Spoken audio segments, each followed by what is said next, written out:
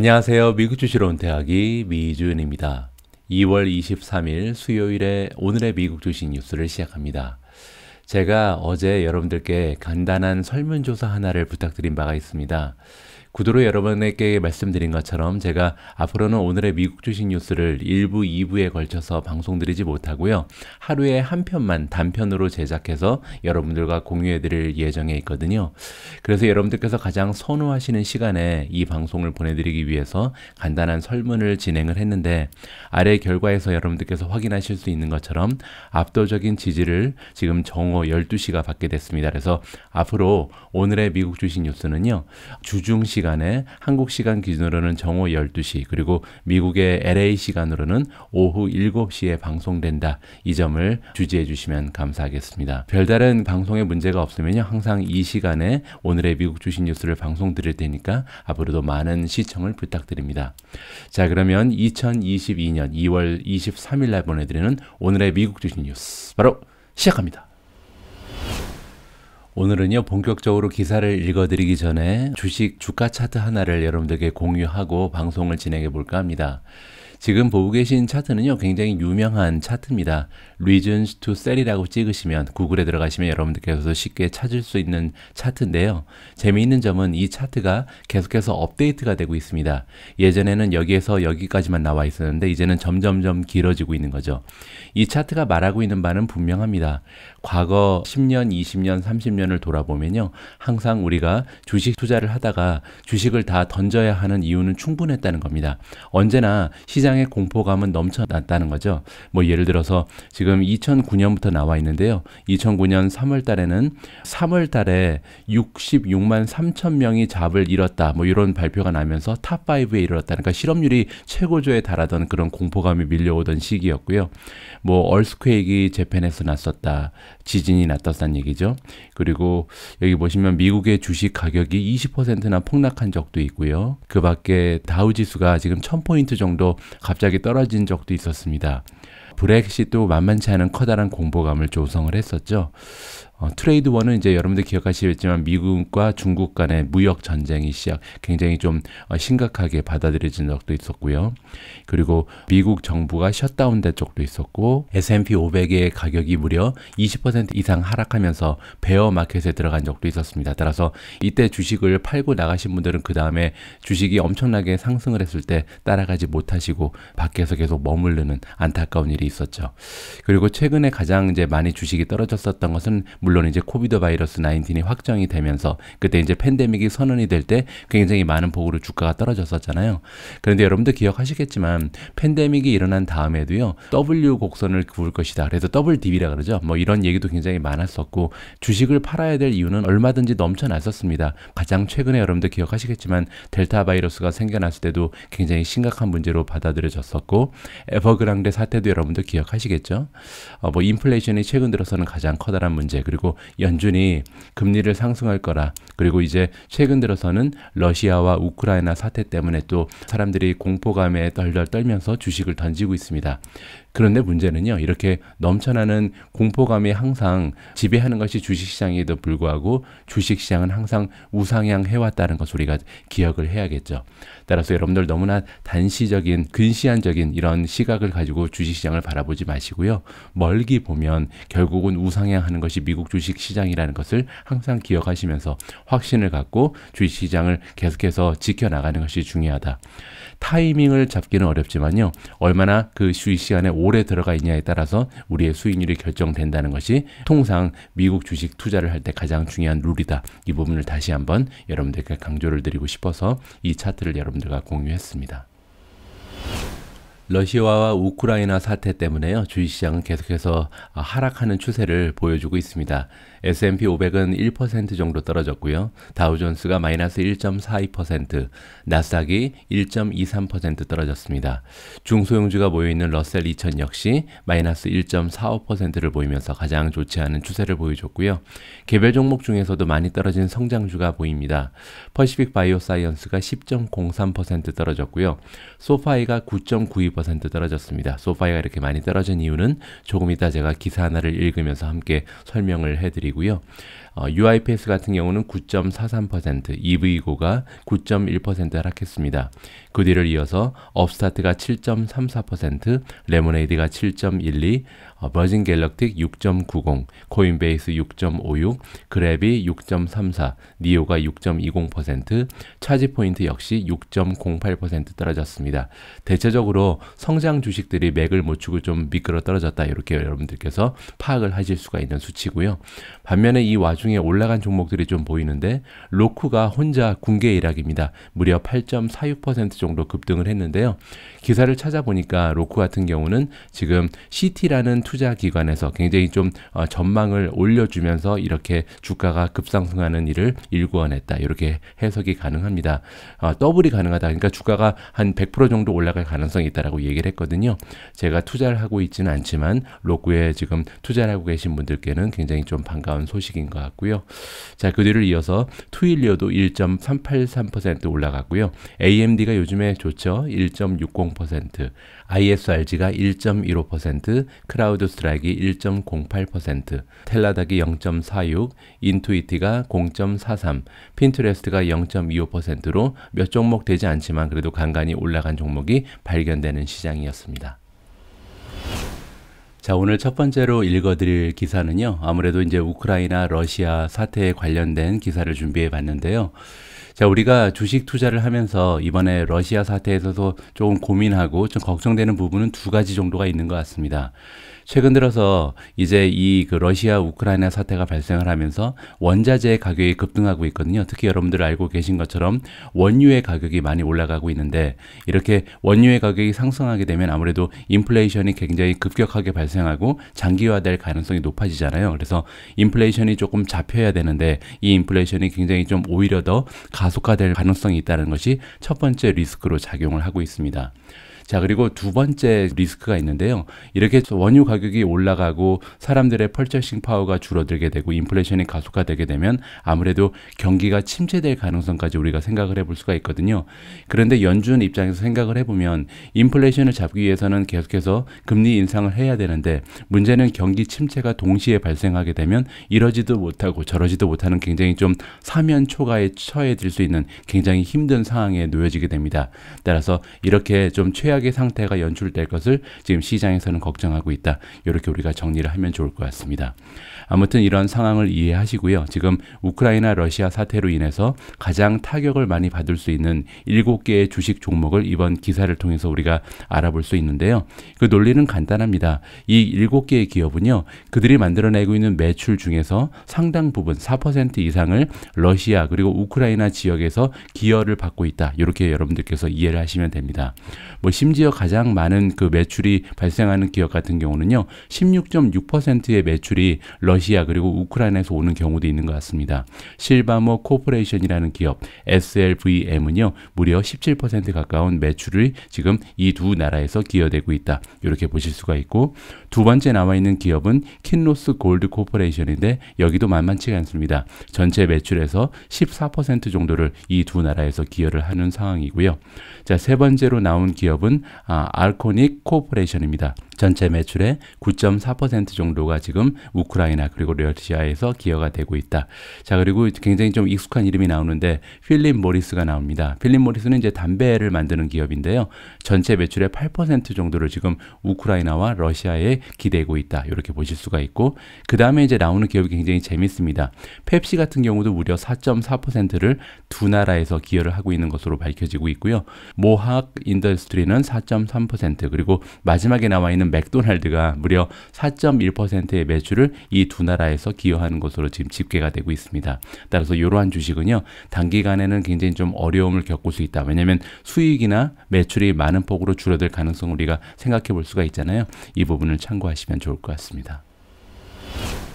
오늘은 여러분들께 공유해드릴 어닝 결과가 몇 가지가 나와 있습니다. 가장 먼저 제가 개인적으로 가장 궁금해했던 어닝 결과는 텔라닥이었는데요.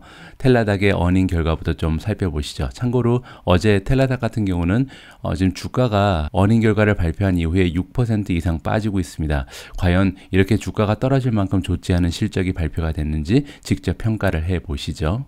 자, 텔라닥의 Q4 4분기의 갭 EPS입니다. 논갭이 아니고 갭이기 때문에 공식적으로 인정되는 EPS죠. EPS는 earning per share, 한 주당 만들어낸 순이익이고요.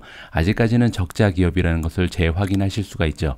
마이너스 0.07을 만들어냈는데 놀라운 점은 이 수치는 시장의 전망치를 51센트 초과 달성했다는 점입니다. 이 얘기는 뭐냐면 시장의 전문가들은 0.58센트 정도, 0.58달러 정도, 그러니까 58센트 마이너스 날 것을 기대하고 있었는데 그 마이너스 폭이 굉장히 많이 줄어들었다는 거죠. 이런 식으로 계속해서 마이너스를 줄여나가다 보면 금세 흑자로 전환할 가능성까지 우리가 기대를 해볼 수가 있을 것 같습니다. 아까 말씀드린 것처럼 논갭이 아니고 갭이기 때문에 그러한 기대를 할 수가 있는 거죠. 자, 레비뉴 매출 같은 경우는 554.24 밀리언이 나와서요. 지난해랑 비교했을 때 44.6%의 성장을 보여줬습니다. 물론 이제 텔라닥이라는 이름을 좀 생각해 볼 때, 감안해 볼 때 45%의 성장은 그렇게 놀라운 수치는 아니죠. 그럼에도 불구하고 작년 이맘때 여러분들이 텔라닥이 얼마나 잘 나갔는지를 기억하신다면 그렇게 놀라운 매출의 성장을 보여준 다음 해가 바로 올해이기 때문에 그래도 44.6%는 괜찮은 성장세를 지속적으로 보여주고 있다라고 칭찬을 해줄 만합니다. 그리고 이 수치는 예상치를 7.7 밀리언 정도 추가적으로 초과했다. 이렇게 보실 수가 있고요. 자, 이번에는 에버리지 평균적으로 한 사람의 그 페이드 멤버십 유료 회원이 기여하는 매출의 규모를 살펴볼 텐데요. 2.49달러가 나왔습니다. 그리고 이 수치는 1년 전하고 비교해 보면 1.63에서 굉장히 많이 올라갔죠. 따라서 한 사람의 고객이 사용하는 금액이 굉장히 큰 폭으로 상승한 것을 확인해 볼 수가 있고요. 단 1분기 전에는 2.4달러였기 때문에 분기마다 계속해서 평균적으로 기여하는 매출은 올라가고 있다라고 우리가 확인을 해볼 수가 있는 거죠. 자, 1분기의 전망치도 보겠습니다.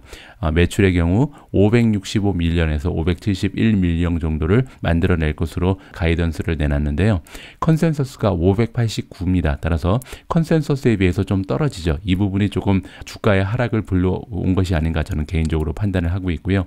EPS 같은 경우는 마이너스 0.6에서 마이너스 0.5인데 컨센서스는 마이너스 0.43입니다. 따라서 어닝 역시도 예상치보다 약간 더 저조한 가이던스를 제시했다. 따라서 지금 주가가 떨어지고 있는 이유, 지금 마이너스 6% 정도 떨어졌잖아요. 그 이유는 가이던스가 별로 강력한 모습을 보여주지 못하면서 투자자들이 실망을 했다. 이렇게 보실 수가 있을 것 같습니다. 하지만 2022년 1년의 전반적인 그 포캐스트를 보시면요. 지금 매출 같은 경우는 2.5 빌리언에서 2.65 빌리언 정도를 발표를 했는데 컨센서스는 2.57이기 때문에 컨센서스를 넘어설 수 있다라고 지금 가이던스를 제시한 거고요. EPS도 마찬가지입니다. 컨센서스는 마이너스 1.62달러인데 보시는 것처럼 마이너스 1.6에서 마이너스 1.4이기 때문에 어닝 역시도 예상치보다는 잘 해낼 수 있다라고 지금 발표를 한 상황입니다.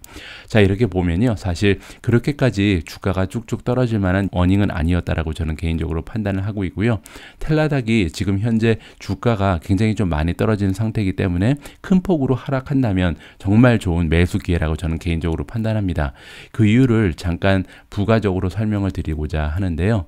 자, 이번 기사를 보시면 차트 하나가 나옵니다. 이 차트가 굉장히 좀 재밌는 차트인데요. 어떤 차트냐면 2020년 2월 19일, 그러니까 이제 팬데믹이 공식적으로 발표되면서 주가가 폭락하기 전에 그때 이제 주가랑 지금 주가를 비교하는 거예요. 그래서 그때에 비해서 얼마나 많은 폭으로 주가가 떨어져 있는 종목이 있는지를 쭉 나열을 하고 있거든요. 뭐 예를 들어서 카니발 같은 경우는 그때 주가에 비해서 지금 48%나 떨어져 있습니다. 그런데 어떻게 보면 굉장히 당연하죠. 왜냐하면 카니발 같은 경우는 대표적으로 지금 코비드 바이러스에 많은 피해를 받은 그런 피해주잖아요. 따라서 코비드 바이러스가 발병하기 전과의 지금 주가를 비교해 보면 떨어져 있는 게 어느 정도 상식적으로 이해가 가죠. 그런데 문제는요. 여기에 텔라닥이 4위에 랭크가 됐다는 얘기입니다. 그 얘기가 뭐냐면 지금 텔라닥의 주가가 2020년 2월 19일 날 117달러 했습니다. 이때는 이제 팬데믹 전이기 때문에 무슨 뭐 팬데믹 수혜주 이런 이름을 사람들이 붙이기 전이었죠. 그런데도 117달러 했는데 지금 현재 65달러까지 떨어져 있는 거잖아요. 그래서 그때 팬데믹 이전의 가격에 비해서도 44% 이상 추락해 있는 주가가 지금 텔레닥의 주가라고 여러분들께 말씀을 드릴 수가 있습니다. 따라서 이런 면을 봤을 때 우리가 텔레닥은 팬데믹 기간 동안 잠깐 반짝하면서 주가가 올라갔다고 판단을 하고 있었는데 그렇진 않다는 거죠. 지금 팬데믹 전의 가격과 비교해도 너무나 많은 폭으로 주가가 떨어져 있고, 만약에 이 기업에서 꾸준한 매출의 성장을 보여줄 수만 있다면 굉장히 좋은 주식의 매수 기회가 찾아왔다라고 우리가 확신을 해볼 수가 있는 거죠. 뭐 그 이외에도요, 재미있는 주식들이 좀 보입니다. 여기 보시면 스플렁크 같은 경우도 뭐 팬데믹의 수혜자라고 생각을 했는데 여기에 지금 올라와 있는 것 같고요. 윅스닷컴도 마찬가지죠. 그 외의 종목은요, 뭐 유나이티드 에어라인이라든지 보잉이라든지 AT&T라든지 카니발이라든지 굉장히 좀 노르웨이지안 크루즈라든지 우리가 쉽게 생각할 수 있는 그런 주식들이 많이 떨어져 있는 것을 확인해 볼 수가 있는데, 좀 예외적인 경우가 텔레닥이었다. 이렇게 정리를 하면 좋을 것 같습니다.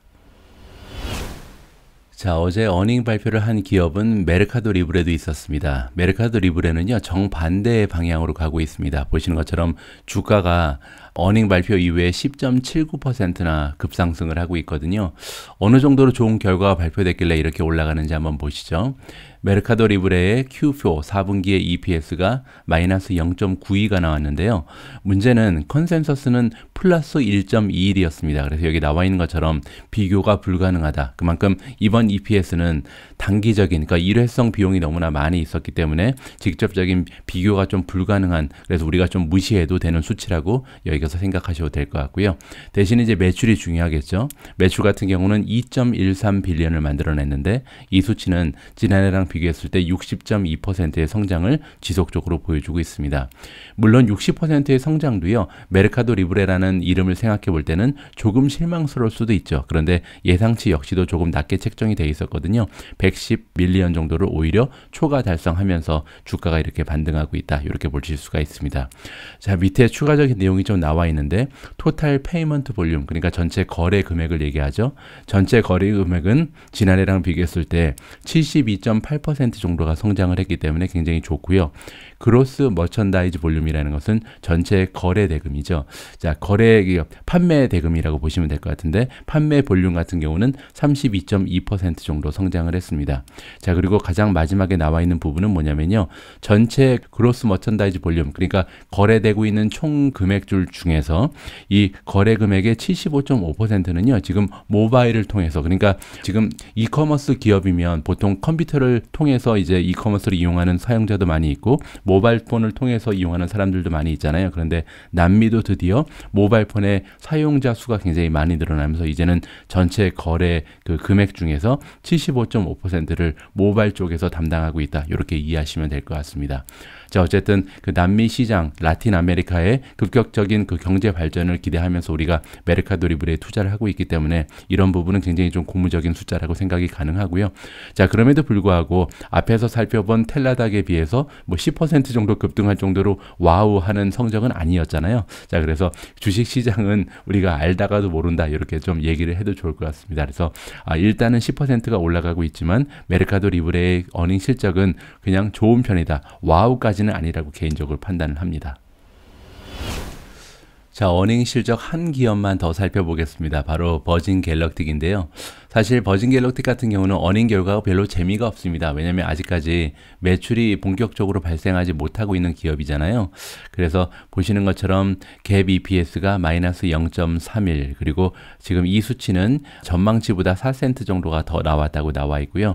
레비뉴의 규모를 보시면 제 말씀이 이해가 가실 겁니다. 0.14 밀리언이니까 14만 달러 정도를 만들어내고 있는 거잖아요. 그래서 뭐 미국의 웬만한 직장인의 월급 정도를 지금 매출로 만들어내고 있는 기업이 버진 갤럭틱입니다. 그래서 이 수치는 그리고 또 예상치를 넘지도 못했네요. 그래서 보시면 실적 발표가 별로 의미가 없다는 것을 보실 수가 있죠. 따라서 지금 에비타가 마이너스 65 밀리언이 나왔는데 별 의미가 없다. 그리고 순손실 역시 81 밀리언이 나왔는데 이 수치도 별다른 의미를 우리가 가져갈 수는 없는 거죠.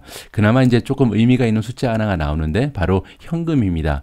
현금성 자산을 어느 정도 보유하고 있는지가 가장 중요하잖아요. 왜냐하면 지금 아직까지 본격적으로 매출을 만들어내고 있지 못한 기업인데 미래의 가치를 보면서 투자를 하고 있기 때문에 탄탄한 재정 상태를 가지고 있는 것이 굉장히 중요합니다. 자, 보시는 것처럼 2021년 12월 31일 기준으로 했을 때 현금성 유동성 자산을 무려 931밀리언을 가지고 있습니다. 따라서 9억 달러가 넘는 거의 10억 달러 가까이 되는 거잖아요. 그래서 아직까지 현금이 넘쳐나는 이런 기업이기 때문에 조금은 안전한 투자처가 될 수 있다라고 우리가 생각을 할 수도 있는 겁니다. 자, 어쨌든 이런 별로 의미 없는 어닝을 발표하면서 지금 주가는요 3.7% 정도 올라가고 있습니다. 자, 다음에 준비된 기사에서는 우리가 소파이 이야기를 좀 해볼 텐데요. 어제 소파이의 주가가 무려 9.92% 정도 장중에 하락을 했습니다. 자, 이렇게 소파이 주가가 급락한 데는 한 가지 뉴스가 작용을 했거든요. 그런데 이번 뉴스를 여러분들께서 보시고 과연 이번 뉴스가 주가가 10% 가까이 떨어질 만한 이유인지 아니면 주주로서 환호성을 질러야 되는 호재일지 여러분들께서 직접 한번 판단을 해보시면 좋을 것 같습니다. 자, 소파이 테크놀로지가 이번에 어콰이어링을 한다, 인수를 한다는 거죠. 그래서 인수합병이 이번에 발표가 됐는데 어떤 기업을 인수하냐면요, 뱅킹 소프트웨어 메이커, 그러니까 뱅킹에 관련된 소프트웨어를 만드는 그런 테크 기업인 테크니스 SA라는 기업을 인수할 것으로 발표가 났습니다. 그 가격은 1.1빌리언이고요. 그리고 모든 그 가격을 현금을 주는 것이 아니고 스톡을 주고, 그러니까 주식을 주고 거래를 한다, 이렇게 이해하실 수가 있는 거죠. 이번 거래는 2022년에 2분기가 가기 전에 끝날 것으로, 완료가 될 것으로 발표가 되고요. 자, 그런데 문제가 하나 있습니다. 여기 나와 있는 거죠. 이번 딜이 정확하게 이 기업이, 그러니까 소파이가 가지고 있는 기업의 토탈 시가총액의 10% 정도의 가격을 형성한다. 이 얘기가 뭐냐면요, 아까 말씀드린 것처럼 가격이 1.1빌리언이잖아요. 그런데 소파이의 가격이 여기 나와 있죠. 마켓캡이 9.19밖에 되지 않습니다. 따라서 10빌리언도 되지 않는 시가총액을 가지고 있는 기업이 1.1빌리언이나 되는 기업을 인수한다는 거죠. 따라서 자기 몸짓에 10% 정도의 가치가 있는 이런 기업을 인수한다는 것은 굉장히 커다란 리스크가 따른다, 이렇게 지금 투자자들이 생각을 한다, 이렇게 이해하시면 될 것 같고요. 자, 그러면 이렇게 그 10%의 가격을 주면서 매수를 한다면 어떤 일이 생기는지 여기 나와 있죠. 테크니시스의 그 주주들이 있잖아요. 이분들이 84밀리언 쉐어를 받게 된다. 그러니까 소파이의 주식을 받게 되는데 무려 8,400만 주 정도를 받게 되는 거죠. 자, 이렇게 되면요, 소위 얘기하는 희석 효과가 나오게 됩니다. 주식의 개수가 현저하게 늘어나게 되는 거잖아요. 따라서 아까 얘기한 것처럼 10% 정도 주가가 오히려 희석되면서 떨어질 가능성까지 우리가 생각을 해봐야겠죠. 자, 여기까지만 읽어보면 이제 이해가 가능하죠. 왜 주가가 10% 떨어졌는지 이해가 가능한데, 문제는 지금부터 한번 우리가 좀 긍정적인 면을 생각해 볼 필요가 있다는 겁니다. 자, 여기 나와 있는 것처럼 이번에 소파이가 이 기업을 인수한 이유가 나와 있는데요. 일단 첫 번째로 코어 뱅킹 플랫폼의 컨트롤을 가지기 위해서, 그 얘기는 뭐냐면 지금 소파이의 앱을 구동하는 그런 테크놀로지가 있을 거 아니에요. 그런데 이 플랫폼을 자기 자신이 컨트롤하지 못한 것으로 지금 기술이 되어 있습니다. 따라서 이번에 이 인수권을 확정하게 되면은 그 뒤에서 백그라운드를 자기들이 다 마음대로 조절할 수가 있다는 거죠. 그러면 굉장히 좀 시큐리티도 향상이 되고, 그리고 여러 가지 면에서 커스터머의 그 디포짓을 안전하게 지켜줄 수 있는 틀이 마련이 된다. 그리고 이제 자기 자신이 모든 것을 다 구동한다면 비용적인 부분도 상당히 많이 절감이 될 거 아니에요. 이런 쪽에서 지금 이번에 조금 거금을 들여서 이런 커다란 기업을 인수한다라고 이해가 가능합니다. 자, 그리고 구체적인 숫자가 나와 있는데 이 부분이 굉장히 중요합니다. 이번 인수권은 만들어줄 것이다. 어느 정도를 만들어주냐면 800밀리언의 추가적인 매출을 2025년까지 만들어준다라고 나와 있죠. 지금 2022년이기 때문에 한 3, 4년 만에 800밀리언 정도의 추가적인 매출을 만든다는 얘기죠. 그 얘기는 뭐냐면 이번에 인수하는 테크니시스라는 기업이 이미 1년에 한 200에서 300밀리언 정도의 매출을 만들어내는 그런 건강한 매출을 만들어내는 그런 능력이 있다. 이렇게 우리가 이해해 볼 수가 있잖아요. 자, 그런데 소파이가 만들어내는 매출의 규모가 어느 정도인지 아시나요? 자, 여기 보시면 2020년 기준으로 1년에 565밀리언 정도를 만들어낸 기업이 바로 소파이입니다. 그래서 600밀리언 정도도 만들어내지 못했잖아요. 물론 이제 2021년에는 600밀리언이 넘어가겠죠. 자, 어쨌든 이렇게 생각해 봤을 때 아까 우리가 살펴본 것처럼 1년에 이번에 인수하는 테크니시스라는 기업이 200에서 300밀리언 정도를 만들어낸다면 소파이의 매출이 뭐 한 40% 정도 올라갈 수 있는 여력이 만들어지는 거죠. 따라서 앞으로 소파이의 매출이 급격하게 상승할 가능성이 이번 인수권을 통해서 만들어진다. 이 부분이 첫 번째 호재입니다. 자, 두 번째 호재는요. 여기 나와 있는 것처럼 85밀리언 정도의 코스트, 비용을 줄일 수가 있다라고 나와 있죠. 아까 말씀드린 것처럼 지금 소파이는요. 제3자의 플랫폼을 이용해서 앱을 구동하는 것으로 지금 설명이 나와 있거든요. 그래서 이제는 그들 자신이 테크니스라는 기업을 인수하면서 자체적인 플랫폼을 이용을 해서 앱을 구동하게 된다면 거기에서 절감되는 비용 효과가 85밀리언이나 된다. 따라서 매출은 1년에 한 200에서 300 정도 급상승할 가능성이 열려져 있고, 그리고 비용 같은 부분은요 85밀리언이나 앞으로 3, 4년 동안 절감할 가능성이 남아있기 때문에 순이익을 발생시키는데도 일조를 할 수 있는 굉장히 건강한 인수권이라고 저는 개인적으로 판단을 합니다. 따라서 조금만 자세히 읽어보면요, 이번에 뭐 그 주식의 희석 효과가 나오니까 10% 정도 주가가 떨어지겠구나, 이런 식으로 판단할 것이 아니라 멀리 바라보면 소파이의 미래에 커다란 힘이 될 수 있는 좀 무게감 있는 인수권이다라고 긍정적으로 바라볼 수가 있을 것 같습니다. 자, 다음으로 함께 읽어볼 기사는 페이스북에 관련된 소식인데요. 페이스북이 최근에 굉장히 좀 처절한 상태에 놓여 있죠. 굉장히 큰 폭으로 주가가 떨어졌는데 여기에는 여러 가지 복합적인 요소가 작용을 하고 있습니다. 뭐 예를 들어서 애플의 개인정보 폴리시가 바뀌면서 여기에서 이제 매출이 많이 감소가 되는 부분, 그리고 이제 또 하나 부분은요, 아무래도 메타버스라는 아직까지는 굉장히 멀어 보이는 기술력에 너무나 많은 비용을 지금 지불을 하고 있다. 따라서 수익성에 문제가 생길 것이다라는 걱정.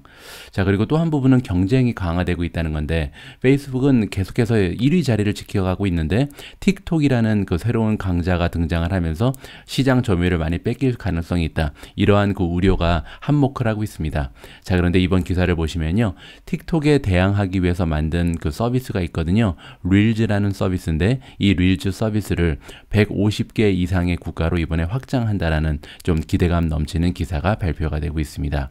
자, 페이스북의 모회사인 메타 플랫폼즈가 확장을 하고 있다. 그래서 릴즈라는 그 숏폼 비디오, 그러니까 틱톡처럼 굉장히 좀 간단하고 짧은 비디오를 서비스하는 그런 플랫폼이 릴즈거든요. 자, 이러한 릴즈의 피처, 기능을 이번에 전 세계로 확장할 계획을 가지고 있다고 나와 있습니다. 따라서 iOS 그리고 안드로이드 가리지 않고요, 이제 150개가 넘는 나라에서 릴즈를 사용 가능하다라고 보시면 될 것 같고, 페이스북 그리고 인스타그램에서 사람들이 사용하는 시간 중에요, 반 정도가 이제 비디오를 보면서 시간을 보낸다고 합니다. 이 부분 때문에 이제 틱톡이라든지 유튜브가 계속해서 좀 쭉쭉 뻗어나가고 있는 거잖아요. 따라서 이러한 추세에 발맞춰서 페이스북 역시 릴즈를 개발해놨고, 이 릴즈라는 새로운 포맷을 여러 나라에 확장시킨다, 이렇게 이해하시면 될 것 같습니다. 자, 여기 나와 있는 것처럼 우리는 지금 릴즈를 어떻게 해서 크리에이터가 잘 사용할 수 있게끔 할 수 있을까, 여기에 좀 많은 포커스를 맞추고 있다고 합니다. 그래서 크리에이터가 사용자한테 잘 발견될 수 있게끔, 그리고 그들의 오디언스와 연결될 수 있게끔 도와주고, 그리고 이를 통해서 수익을 발생할 수 있게끔 도와주겠다. 뭐 유튜브가 했던 것을 이제 따라 한다는 거죠. 그러니까 유튜브의 경우에 우리가 이제 컨텐츠를 올리게 되면 수익을 이제 분배를 하잖아요. 이러한 모습을 보면서 뒤늦지만 좀 따라가겠다라고 지금 계획을 밟히고 있습니다. 또 페이스북은요, 이번에 릴즈 플레이 보너스 프로그램이라는 것을 확장한다라고 나와 있거든요. 전 세계적으로 이 프로그램을 확장할 건데, 이 프로그램의 개요에 따르면 뷰수에 따라서 크리에이터, 창작자가 약 한 달에 35,000달러, 그러니까 4천만 원이 넘는 이러한 수익을 발생시킬 수 있는 보너스 스킴을 확장시킨다라고 굉장히 좀 커다란 발표가 있었던 것 같습니다. 이렇게 되면 양질의 컨텐츠를 만들어내는 이러한 크리에이터들이 그 릴즈 프로그램에 많이 참여할 가능성이 높아지는 거잖아요. 그리고 또한 메타 플랫폼즈는요, 이번에 테스트를 넓혀 나간다고 나와 있는데 어떤 기능을 테스트를 하냐면요, 오버레이 광고를 이번에 테스트한다. 오버레이 광고는 여러분들 유튜브 보실 때 하단 쪽에 이렇게 배너처럼 나오는 광고가 있잖아요. 여기를 클릭하시면 새로운 페이지로 넘어갈 수가 있는데, 이러한 하단 쪽에 위치하는 배너 광고를 전문 용어로 오버레이 광고라고 한다. 이렇게 이해하시면 됩니다. 따라서 앞으로는 이 오버레이 광고를 릴즈 안에서도 할 수 있는 길이 열리는 거죠. 그러면서 이제 크리에이터들이 광고 수익 수입을 올릴 수가 있게 된다. 이렇게 이해하시면 되고요. 지금 현재 미국에 국한되어 있는 이러한 기능이 캐나다, 멕시코로 계속 확장이 된다. 그리고 앞으로 몇 주 안에 다른 나라에도 계속해서 퍼져나갈 것이다라고 발표를 하고 있습니다. 따라서 그 수익을 창작자들한테 많이 주는 이러한 컨셉을 가지고 그러한 전략을 가지고 이 릴즈라는 그 새로운 짧은 비디오를 제공하는 서비스를 페이스북이 지금 밀고 있다. 이렇게 우리가 생각해 볼 수가 있잖아요. 이번 움직임은 굉장히 중요하다라고 개인적으로 판단을 합니다. 만약에 이번에 페이스북이 그들의 실행력을 보여주면서 릴즈가 이 틱톡하고 좀 비교할 만한, 견줄 만한 이런 서비스로 확장이 되게 되면 페이스북이 다시 한번 그들의 전성기를 구가할 수 있는 발판이 마련될 수도 있는 거잖아요. 따라서 이 릴즈가 성공적으로 마무리가 될 것인가 아니면 중간에 흐지부지 되면서 없어질까는 앞으로 우리 투자자 입장에서는 좀 지켜봐야 할 굉장히 중요한 한 가지의 투자 포인트라고 개인적으로 판단을 하고 있습니다. 자, 다음으로 소개해드릴 기사는요. 삼성전자에 투자하고 계신 분들께는 굉장히 커다란 악재, 그리고 TSMC에 투자하고 계신 분들께는 굉장히 호재로 느껴질 만한 기사입니다. 어떤 내용인지 짧은 기사니까 한번 읽어보시죠. 자, 타이완 세미컨덕터, 우리가 줄여서 이제 TSMC라고 부르는 기업인데 이 기업이 지금 보도되기를 삼성을 대체할 것이다라고 나와 있습니다. 어떤 부분에서 대체를 하게 되냐면 5G 라디오 프리퀀시 칩, 우리가 이제 RF 칩이라고 부르는 5G에 들어가는 그런 라디오 칩이 있는데 이 칩을 만드는 제조사로서 원래 삼성이 많은 부분을 차지하고 있었는데 삼성을 밀어내고 이번에 TSMC가 이 자리를 대신한다라는 기사가 뜬 거죠. 자, 그런데 이제 아이폰 14부터 그렇게 한다라고 나와 있습니다. 이런 기사의 그 소스가 중요한데 여기 나와 있는 것처럼 타이완의 이코노믹 데일리 뉴스가 보도를 했다라고 나와 있거든요. 따라서 지금 이 미국 쪽에 그 제3자가 보도한 것이 아니고 타이완 쪽에서 발표한 거기 때문에 아직까지는 오보의 가능성도 우리가 좀 열어놓고 생각을 해봐야 될 것 같습니다. 어쨌든 이 타이완 이코노믹 데일리 뉴스에 따르면요, TSMC가 지금부터는 모든 생산에 들어가는 라디오 칩, 라디오 프리퀀시 칩을 다 제공할 것이다. 이렇게 지금 나와 있는 것 같고요. 자, 그리고 이제 시킹 알파가 진입 여부를 확인하기 위해서 지금 애플 그리고 TSMC에 연락을 했는데 아직까지 응답을 받지 못한다라고 정리가 되고 있습니다. 자, 아무튼 만약에 이 기사가 사실로 밝혀진다면 그 TSMC의 매출에는 엄청난 좀 상승 요소가 되겠죠. 왜냐하면 아이폰 같은 경우는요, 새로운 모델이 출시가 되게 되면 보통 1억 대씩 막 판매가 되거든요. 따라서 이 1억 대에 들어가는 5G RF 칩을 다 독점으로 제공을 하게 된다면 굉장히 좀 커다란 매출의 상승 요소가 될 수 있다. 이렇게 우리가 이해가 가능합니다. 자, 이 부분에 대해서는요, 추가적인 뉴스가 발표가 되면 여러분들께 전해드릴 수 있도록 하겠습니다. 자, 오늘도 오미주의 자막 영상은 계속됩니다. 오미주님과 함께 힘을 합쳐서 제작한 자막 영상을 소개해 드릴 텐데요. 오늘 영상에 등장하는 그 제프 리차드라는 전문가는요, 지금 현재 성장주의 프리미엄이 많이 떨어지면서 우리가 매수 기회가 찾아왔다라고 주장을 하고 있고, 그 중에서도 소프트웨어 그리고 클라우드, 핀테크 관련주들이 굉장히 좋아 보인다, 이러한 의견을 제시하고 있습니다.